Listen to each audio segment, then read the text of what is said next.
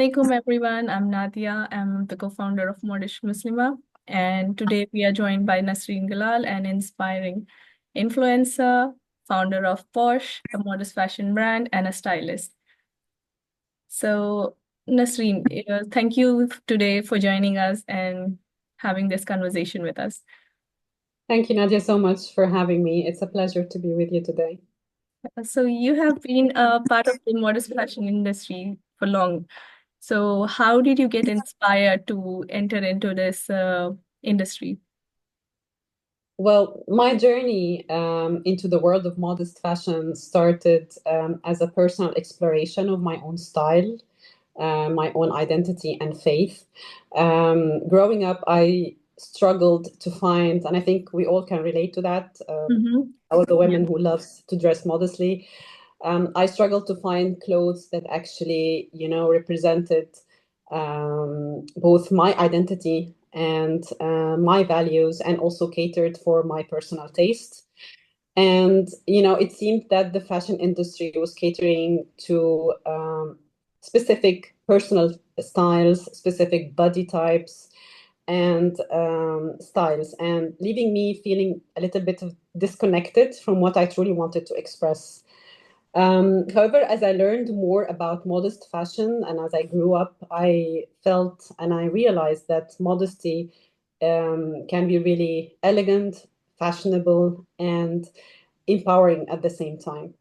And this is why, I started my blog or my page on Instagram. So basically, I started once I found my own personal style and I was Mm-hmm. comfortable in my zone. I started, getting feedback from colleagues, from friends, Mm-hmm. and empowering me and encouraging me to share with them how I do it and how did I reach to that, um, realization of, my identity and my style.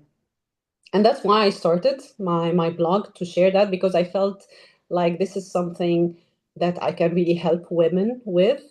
Yeah. Um, so I started, yes, from there, and I wanted to, learn more and more. So I took my certificates as a personal stylist and shopper from Mm-hmm. one of the prestigious Dubai Fashion Institutes, Mm-hmm. and I became a personal stylist and shopper specialized in modest fashion. So I only took clients who are actually interested in dressing modestly.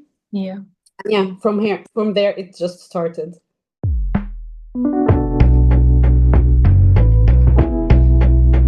So, being a modest influencer, have you faced any challenges and how did you overcome that?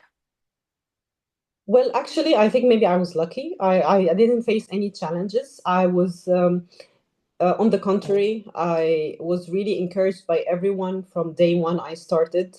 The moment I started, sharing some modest fashion styling, I Mm-hmm. received more and more followers. My family grew on Instagram in a very short timeline, which was really surprising and overwhelming for me. I'm really grateful for it. But I wouldn't say I faced any challenges. And in fact, maybe this is something that I hear a lot from a lot of women, saying that modesty is a bit challenging. Yeah. It is, of course. It's Mm-hmm. not. I'm not denying that, but I think this is where um, this journey of exploration of your identity and how you can really merge between your personal style and your values. Um, this piece, if it's like a puzzle for me, it's like if you connect them both and reach that, because everyone is different. So what I feel, what I see, how I see modesty is different than how you see it, is different than others. There are, of course, some guidelines, general principles and guidelines, but Yeah. still it's tailored to each one's taste and their cultural beliefs and their personal beliefs and preferences. Yeah. So I think it's a puzzle. It's just once you reach that stage of identifying your personal style, what modesty means to you, Yeah. and how you can implement that and reflect it on the way you dress, this is where it becomes very easy and it wouldn't be challenging at all. And I think this is one of the, the roles as a personal stylist. This is one of the things that I do with my clients when we have the personal styling sessions. Mm-hmm. So how has social media helped you like amplify the voice of modest fashion influencers? What do you think about it? Well, I think maybe it didn't help me, but I hope it helped others, because the comment, when I receive a comment from someone and says, so my videos helped me to wear hijab, for example. Yeah, So yeah. that's really, really inspiring and really overwhelming for me when I hear that. So I think, I mean, and I hope that the platform has helped women to embrace modesty, even if they're not wearing hijab, because I know a lot of people who follow me, actually, they're not wearing hijab. But at the same time, the comments I get from inspiration, from, that they're thinking about it, that they have changed and transformed the way they dress. I once had a comment from someone who said that on days where I'm really busy and I don't have time to do anything and I'm busy with my kids, I just open your page and I see a few videos and I'm inspired, and then I mimic one outfit that you do, and just I'm ready and I go out, so you help me a lot. So such comments and feedback have actually helped me stay and be there on the platform. So I hope that I've managed to help other women and achieve my vision, from the whole platform that I have. That's amazing. Actually, that's true. Even me personally, when I am like confused, what I need, how do I dress, what do I need to wear, I go to a lot of Instagram influencers page and try to find inspirations from them. And you guys are doing an amazing job in inspiring women to embrace modesty with style. It's really amazing to Yeah, see what you thank guys are you. doing.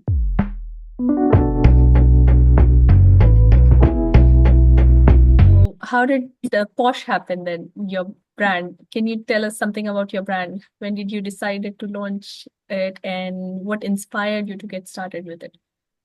Well, again, it was a continuation of the journey, but one of the key milestones that made me think that, okay, now it's the time, I need to do that, is again the feedback I started getting from my family on Instagram, that it would be great if you can, you have a lot of ideas, and it would be great if you can, reflect them and have your own brand, so we can, refer to it or look up to it and have a place where we can actually get modest, nice, elegant, modest clothing.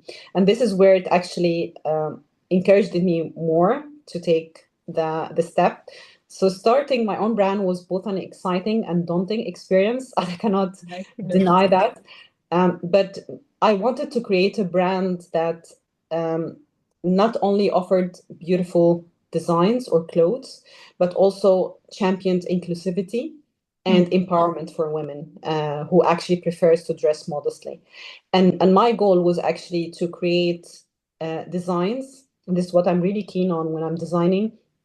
I want to create a design that's actually timeless, classic, but yet at the same time contemporary. And a lot of people ask me what does this mean? It's not how do you see that? Because for me, I feel like um, the best thing that you can have is, after you identify your personal style and you know what inspires you in terms of modest clothing, is to have pieces that will last you for many years, but at the same time they are modern and not dated, because we know in the fashion industry there are some eras, or times where you can say, okay, this design is from the 60s, it's this is from the 80s, right? yeah. We can all see that.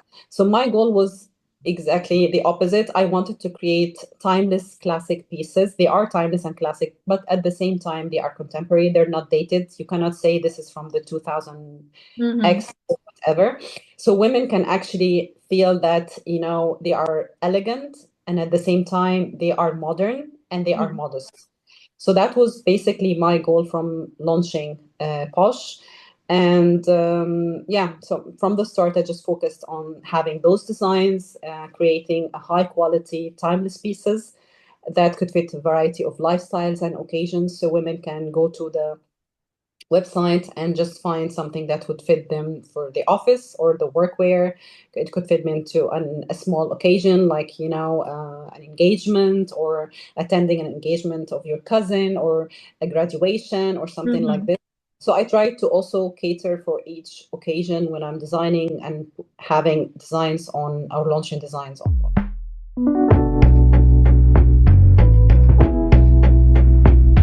So, being a part of this industry, have you noticed any shift in the perception of modest fashion in the global fashion industry over the years? Yes, and that's actually one of the things that I'm really excited about. I think the modest fashion industry has been evolving rapidly in the recent years, and there's an increasing demand for designs that combine modesty and trendiness. And today we see more and more designers and Yeah, big brands actually embracing diversity and creating innovative solutions for modest fashion and presenting modest designs. And I think this is a very exciting time for women who loves modest fashion, because now it is it's not something that is, again, neglected or overlooked anymore. It's something that's really considered even by the big fashion brands globally. yeah, that's so true. Even nowadays, we can find a lot of options that are actually modest, Exactly. even in mainstream brands, actually. Yeah. Exactly. Okay. Exactly. So, are there any specific modest fashion hacks or style tips that you swear by? I have a lot. I haven't thought of one now, but you can check my Instagram page, because I have a lot of Videos on, yeah, yes, that I've style shared tips. with my followers. I don't recall a specific one now. Mm-hmm. Um, yeah, I don't recall a specific one. There are tons actually. But yeah, I have a lot on my Instagram. Yeah. Okay, then we'll check out your Instagram page. So, what's the style and trend you think deserves more attention in the modest fashion? I don't think there's something that's neglected. So the modest fashion now is covering everything. So if you're talking about styles in terms of abayas, Mm-hmm. they're there. They're really covered very well. Even the the modern aesthetic or the casual aesthetic, it's there. So I don't see that there's something missing now in the modest fashion in terms of what they need to focus on. In fact, I feel like the modest fashion has matured a lot through the years. So if you look now at the modest fashion weeks compared to many years when they started launching, the designs, the brands, the showcasing, how they showcase, the diversity of the models that they hire and to represent the brands, it's completely amazing and very exciting actually how it evolved across during the years. So I don't see that they have overlooked something in terms of modest fashion so far. So, being a stylist, so what's your approach when you're helping clients find their unique style? Okay, so my philosophy as a personal stylist revolves around the idea that fashion should empower you and inspire you. It shouldn't, just because you're wearing modestly, you don't have to sacrifice your sense of self. It means, for me, it means that you need just to find creative ways, to express who you are within your comfort zone and within the core values that you are, embracing. Mm. So, I mean, like some of the basic tips I give during my personal styling sessions is first to start with the basics. So you need to have a list of the basics that you or essential pieces that you use, over the time, and those presents the foundation actually for your wardrobe. So you need to build that, you need to understand that, and Yeah. those actually differ from one person to another. Again, it depends on your personal style. So for one person, a basic could be a t-shirt, high quality t-shirt. Another one could be like a tailored blazer, for example. Mhm. And this is where the personal stylists also help you, to identify what are those basics according to your personal style and according to your lifestyle as well.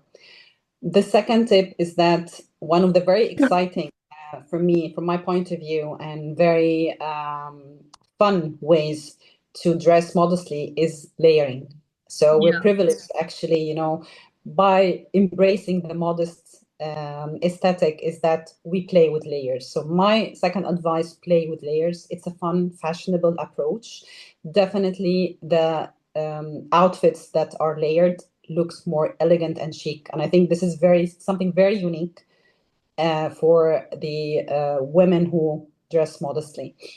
The third one, and I think this is very important, is to really embrace your personal style, your lifestyle, your own colors, patterns, Mm. fabrics. So really embrace what actually works for you. Don't go after trends. Trends come and go. And of course, you need to, it's nice to be aware of those trends, but then select what's suitable for you, what really works for you, what makes you feel comfortable, and again, what makes you or what helps you to embrace your own values and beliefs. The fourth one is to really the fit. So the fit is very important. And here I don't mean that the clothes should be tight. Mm. But when you dress modestly, it doesn't that also it's very important that you're covering, but at the same time you feel confident in the way the clothes fit you and flow around your body. So that doesn't mean they should be fitted or tight. It's just they should have the right fit according to your size. And the last one is accessories. Mhm. So definitely accessories are key. Don't underestimate the power of accessorizing, especially when you're dressing modestly and covered up. A necklace or a scarf, a nice handbag really transforms your outfit. So those are basically, I would say, like some of the 5 key tips I share with my clients during the personal styling sessions.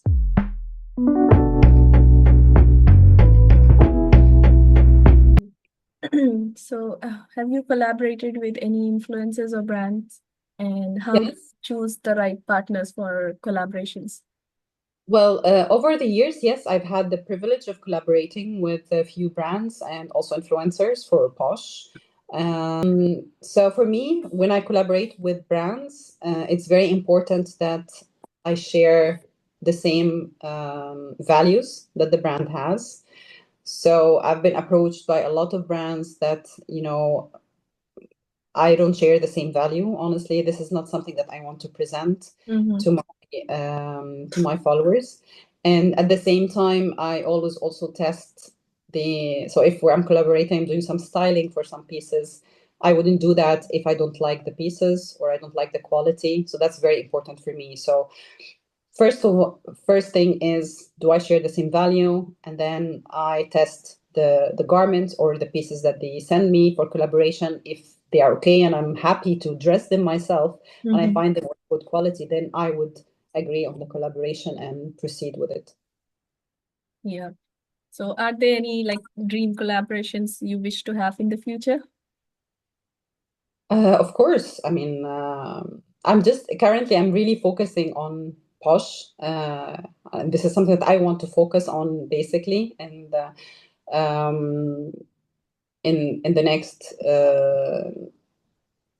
chapter, but definitely yes, there I would love to collaborate with big designers, global designers. If Mm-hmm. they have like a modest line, it would be great, and I would love to do that, yes, in the future, of course.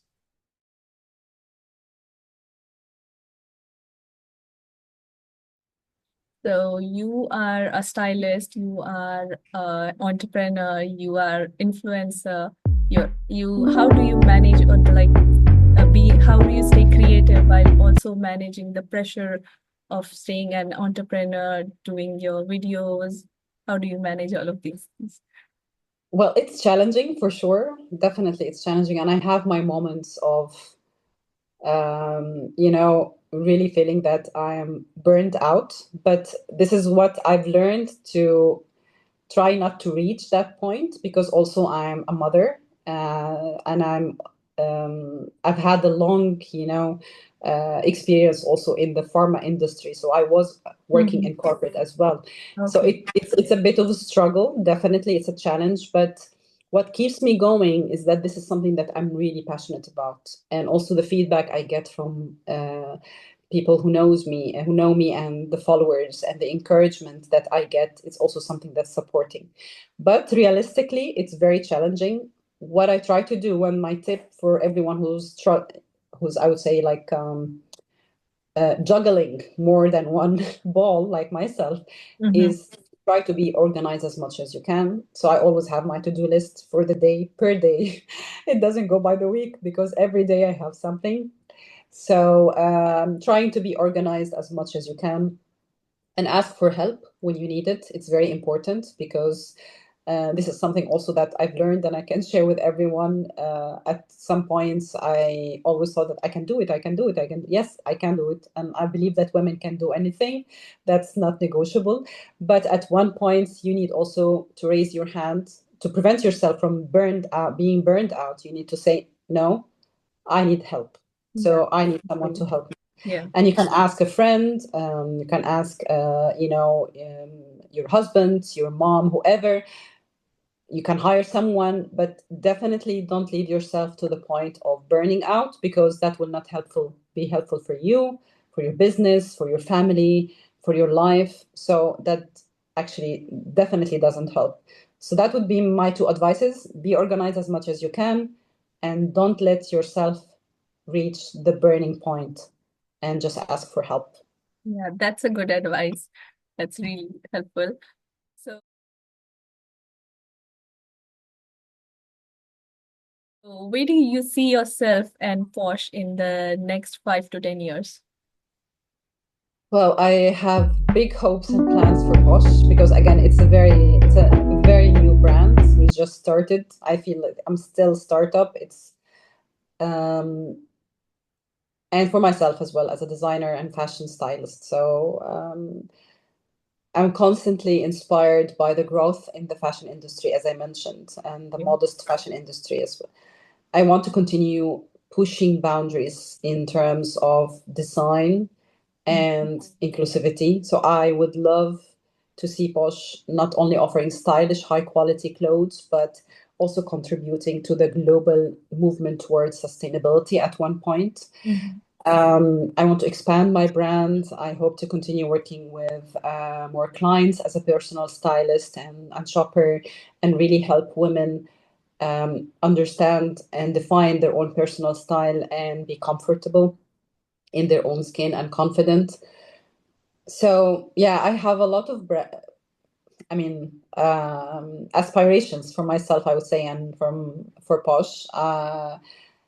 So hopefully, yeah, things will go as I'm aspiring. So because my goal is really to inspire women to feel confident, beautiful, and empowered in their own skin, whether they're wearing from Posh or wearing from another brand that aligns with their personal style and their values. I believe this is something that would help me really to achieve my goal and my vision in this whole industry. And this is the main reason why I entered, or I went into the social media to Yeah. begin with.